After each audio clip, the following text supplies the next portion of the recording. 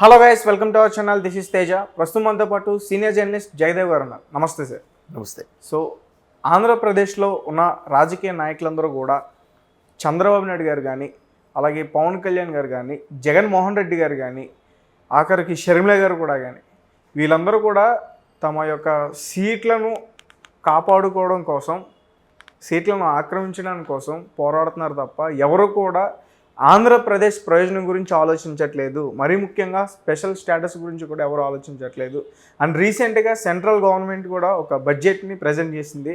దాని గురించి కూడా ఎవరూ మాట్లాడట్లేదు. వాళ్ళ సీట్ల గురించే కొట్టుకుంటున్నారని చెప్పేసి జై Bharat national party JD Lakshminarayana గారు మాట్లాడడం జరిగింది. సో దాని గురించి జై భారత్ పార్టీ పేరు.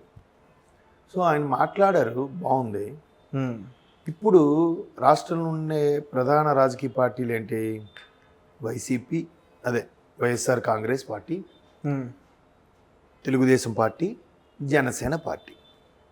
కాంగ్రెస్ ఉంది, బట్ అంటే నెక్స్ట్ ఎన్నికలకు చూద్దాం. ప్రస్తుతానికైతే ఒక ఫోర్త్ ఆప్షన్గా పెడదాం కదా. వీళ్ళందరూ మాట్లాడేది స్పెషల్ స్ట్రాటజీ. కొంచెం కాంగ్రెస్ ఈ మూడు మాట్లాడలేవు ప్రస్తుత పరిస్థితులు. ఎందుకంటే ఆల్రెడీ షర్మిల గారు ఒక స్టేట్మెంట్ ఇచ్చారు. జగన్మోహన్ రెడ్డి అనే వ్యక్తి బీజేపీకి బానిసలాగా ఉన్నారన్నట్టు కూడా మాట్లాడారు. అవును కదా. ఏమీ మాట్లాడట్లేదు, ఎక్కడ నోరెప్పట్లేదు, స్పెషల్ ప్యాకేజ్ గురించి కానీ స్పెషల్ స్టేటస్ గురించి కానీ అడగట్లేదు అని. At the same time YCP అలాగే బిహేవ్ చేస్తుంది. ఏది ఎప్పుడు ఒక ప్రెస్ మీట్ పెట్టి బీజేపీ మెడలు వంచి తెస్తాను, సెంట్రల్ కొమ్ములు వంచి తెస్తాము, మనలందరినీ 175 గెలిపించండి, 25 గెలిపించండి అని చెప్పే నాయకులు, ఎస్పెషల్లీ వైసీపీ వాళ్ళు అలా ఏం మాట్లాడట్లేదు. అలాగే ఎక్కడ ప్రశ్నించినట్టు కూడా ఎక్కడ దాఖలా లేవు, ప్రెస్ మీట్ కూడా లేదు. కానీ 2018 లాస్ట్లో చంద్రబాబు నాయుడు గారు ఈ విషయంలో బీజేపీతో కొంచెం దూరం జరిగారు. ఎన్డీఏ కూటమి నుంచి బయటకు వచ్చారు. ఎన్డీఏ కూటమి నుంచి ఎందుకు బయటకు వచ్చారు? కేవలం వీటి గురించి పోరాడే కదా. మరి వైసీపీ వాళ్ళు అలా కూడా చేయలేదే. జనసేన ఏమని అడుగుతుంది? ఒక సీటు కూడా లేనప్పుడు. ప్రస్తుతానికి మిత్రత్వంతో ఉంది.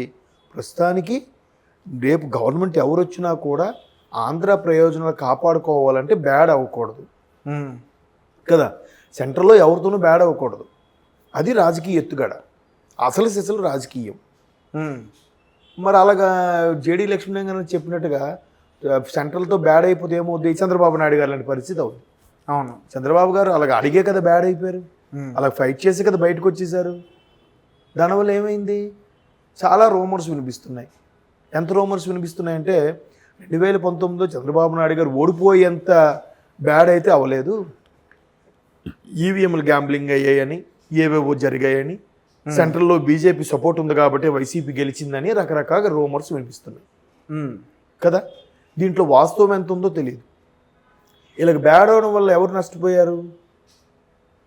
ఆంధ్ర ప్రజలు నష్టపోయారు, టీడీపీ కూడా నష్టపోయింది, వైసీపీకి ప్లస్ అయింది. మరి వైసీపీకి ఇన్ని సీట్లు గెలిపించి ఇచ్చిన తర్వాత వైసీపీ ఏమైనా ఫైట్ చేసిందా? ఏమైనా అడిగిందా? లేదు. మరి అలాంటప్పుడు ఇప్పుడు ఈయనకి తీరు తెన్ను లేదు, ఇంక స్టార్టింగ్లో ఉన్నారు కాబట్టి ఈయన ఎండ్ స్టేట్మెంట్లేని ఇస్తాడు ఈయన.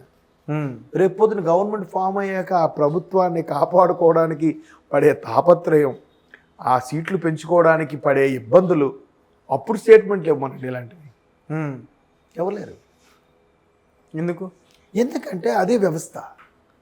మీకు ఎలా చెప్పాలి, ఒకే ఒకటి సినిమా చూసారా? అందులో అర్జును చాలా జెన్యూన్గా ఫ్రాంక్గా చేసుకెళ్తారు సీఎం అయిన తర్వాత. ఆఖరికి రఘువరను ఈయన వాళ్ళ అమ్మా నాన్నని చంపించి కూడా ఈయనే రాజకీయ సానుభూతి కోసం చంపించాడని రకరకాలుగా ఆయన మీద క్రియేట్ చేస్తాడు. మీరు ఆ సినిమా చూడండి ఒకసారి. అయితే క్లైమాక్స్లో రఘువరన్ గారిని పార్టీ ఆఫీస్కి, అదే ముఖ్యమంత్రి ఆఫీస్కి పిలిపించుకొని మాట్లాడడానికి పిలిపిస్తారు. ఎవరు? ముఖ్యమంత్రిగా ఉండ అర్జున్ పిలిపించి అంతా మాట్లాడిన తర్వాత, మీరు కావాలని నన్ను ఇరికిస్తున్నారు అంటే, మరి ఇదే రాజకీయం అని అంటాడు రఘువరన్. అప్పుడు అర్జున్ తన దగ్గర గన్ తీసి తనకే షూట్ చేసుకొని ఆ గన్ అతని చేతిలోకి ఇసిరేస్తాడు.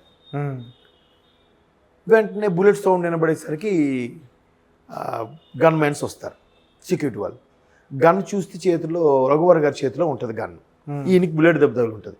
అరే ముఖ్యమంత్రిని చంపడానికి వీడు వచ్చాడు గన్ తీసుకొని చెప్పి వెంటనే సెకండ్ థాట్ లేకుండానే వీళ్ళని గన్ మెన్స్ కాల్చేస్తారు.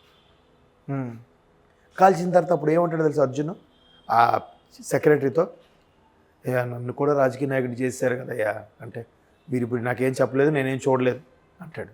అంటే అర్థం ఏంటి, వాడిని అంతం చేయడానికి ఇది ఒక ఎత్తుగడ వేశాడు అక్కడ అర్జున్ ముఖ్యమంత్రిగా ఉన్నాడు. ముఖ్యమంత్రిగా ఆ స్థానం కాపాడుకోవడానికి మంచి కావని చెడు కావని ఎత్తులు పై ఎత్తులు కుయుక్తులు పన్నాలి. ఒక సీటు కూడా లేనప్పుడు ఎన్నైనా మాట్లాడతాం, ఎందుకు పోయేది ఏముంది, ఏమి లేదు కాబట్టి పోదానికి ఏం లేదు కదా.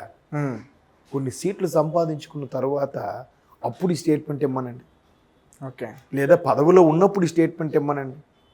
చాలా జాగ్రత్తగా ఇవ్వాలి. చంద్రబాబు నాయుడు గారు కూడా అతను ఉన్నప్పుడు కనీసం స్పెషల్ ప్యాకేజ్ కింద ఎంతో అమౌంట్ అయినా ఇచ్చారు అప్పుడు కొంతలో, ఎన్డీఏలో ఉండేవాడు కాబట్టి. ఎప్పుడైతే బయటకు వచ్చాడో బీజేపీ వాళ్ళు ఇంకా అసలు చంద్రబాబు నాయుడు పట్టించుకోవడం మానేశారు, తొక్కియాలని కూడా చూశారని ఒక వార్త ఉంది, మరి ఎంతవరకు వాస్తవం తెలియదు. ఇది కూడా ఈ అరెస్ట్లో కూడా కొంత భాగం ఏంటంటే పొత్తుల్లో సరిగ్గా కుదరక బీజేపీ అరెస్ట్ చేయించిందని కూడా ఒక వాదం ఉంది. కొంతమంది విమర్శకుల అభిప్రాయం, చంద్రబాబు గారు జనసేన టీడీపీ కాకుండా బీజేపీతో కూడా పొత్తుకు నో అన్నారు, అందుకే అరెస్ట్ అయ్యారని కూడా కొంతమంది విమర్శకుల అభిప్రాయం. కాబట్టి ఎంత జాగ్రత్తగా వెళ్ళాలి, ఇంత పార్టీ బేస్ని, ఫ్యాన్ బేస్ని, ఓటర్ల బేస్ని, కార్యకర్తల బేస్ని, ఒక నాయకుడు అనేవాడు అందరినీ సంతృప్తిపరచగలడా? అందుకు సెంటర్ ఇప్పుడు పవన్ కళ్యాణ్ గారు కూడా మొన్న తెలంగాణ ఎన్నికల్లో ఎందుకు బీజేపీతో కలిసాడు ఆయనకి అక్కడ ఏం బేస్ లేదు, కానీ మోడీ గారి సపోర్ట్ ఉంటే మంచిది, రేపు పొద్దున గవర్నమెంట్ ఫామ్ అయ్యాక ఆంధ్ర కోసం మాట్లాడడానికి ఉంటుంది ఫేవర్గా అని నామ్కి వాస్తే 8 సీట్లకి ఎంతకు పోటీ చేస్తా ఒప్పుకున్నాడు. అలాగే నామ్కి వాస్తేగానే క్యాన్వాసింగ్ కూడా వెళ్ళాడు కదా. ఆ బేస్ ఉంచుకో, ఆ పరిచయం అలా గట్టి పెట్టుకోవడంలో ఉపయోగం ఏంటి, రేపు పొద్దున ఆంధ్రాలో టీడీపీ జనసేన కూటమి గవర్నమెంట్ ఫామ్ చేస్తే బీజేపీని అడగడానికి ఆ సయోధ్య ఉపయోగపడుతుందని. చాలామంది ఏమన్నారు, అక్కడ ఏముంది పవన్ కళ్యాణ్ వేస్ట్, అక్కడేం గెలుస్తాడు, గెలవడం తెలుసు, బీజేపీతో నో అనిపించుకోలేక ఆడిన నాటకం అది. ఓకే, రేపు పొద్దున సెంటర్లో బీజేపీ వచ్చింది అనుకోండి, టీడీపీ జనసేనకి కలిసి ఉంది కాబట్టి జనసేన వెళ్ళి మాట్లాడుతుంది రాష్ట్రం కోసం, మాకు ఫండ్స్ ఇవ్వండి, మాకు స్పెషల్ ప్యాకేజ్ ఇవ్వండి అని. ఉపయోగపడుతుందా లేదా? అదే రాజకీయం అంటే. ఎవరు అడగట్లేదు, బ్యాడ్ అయిపోతుంది, ఇవేం వస్తుంది, ఇప్పుడు ఏంటి ఒక సీటు కూడా లేదు కాబట్టి ఎన్నైనా మాట్లాడతాడు ఈయన, అన్ని సీట్లు వచ్చాక మాట్లాడమంట, అప్పుడు చూద్దాం. ఓకే, ఇవాళ రేపు నిజాయితీగా ఉంటామంటే ఎవరికి నచ్చదు కూడా. ఇప్పుడు లౌక్యంగా ఉండాలి, నిజాయితీగా కన్నా లౌక్యంగా ఉండడం నేర్చుకోవాలి. ఇప్పుడు షర్మిల గారు చూడండి, అందరినీ కలుపుపోతుంది ఆవిడ. జగన్మోహన్ రెడ్డి గారిని పిలిచింది, పవన్ కళ్యాణ్ గారిని పిలిచింది, రేవంత్ రెడ్డిని పిలిచింది, చంద్రబాబు నాయుడిని పిలిచింది కొడుకు ఎంగేజ్మెంట్కి. అదే రాజకీయం అంటే. నేను చంద్రబాబుతో మాట్లాడను, పవన్ కళ్యాణ్ ముఖం చూడను అంటే ఎవడొస్తాడు? దట్ ఈస్ ద వ్యూహాలు కదా, అది కదా కావాలి రాజకీయాల్లో. కాబట్టి ఎవరు అడగట్లేదు, బడ్జెట్లో ప్రవేశపెట్టాలంటే ఇప్పుడేం మాట్లాడరు, ఎలక్షన్స్ ఉన్నాయి. రేపు మళ్ళీ బీజేపీ వస్తే ఆంధ్ర రాష్ట్రానికి నష్టం జరుగుతుంది కదా, మనకు రావాల్సిన రావు కదా, మళ్ళీ నొక్కేస్తారు బీజేపీ వాళ్ళు. కామ్గా ఉంటే ఎలక్షన్లో గెలిచిందో అప్పుడు చూపిస్తారు, చెప్తారు. అందుకని ఇప్పుడు ఓపెన్ అయిపోయి మాకు బీజేపీతో సంబంధం లేదు, కాంగ్రెస్తో సంబంధం లేదు, రాష్ట్రానికి రావాల్సిన రూపిస్తామంటే ఎలా అవుతుంది? అబద్ధం. Okay, okay sir, thank you so much. Thank you.